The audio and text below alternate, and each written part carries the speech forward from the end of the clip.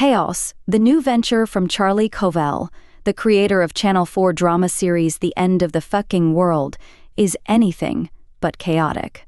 Multi-stranded, immaculately paced and plotted, it's a reimagining of Greek mythology that is subtle and intricate, witty, rigorous, hugely intelligent, funny, and brutal.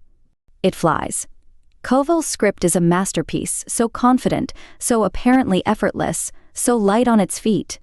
As it builds an alternative modern world in which pantheism and Zeus still rules, and gods mix with mortals, rarely to good ends. The 8 episodes are stuffed with action, jokes, however much events darken as we go on, and grace notes.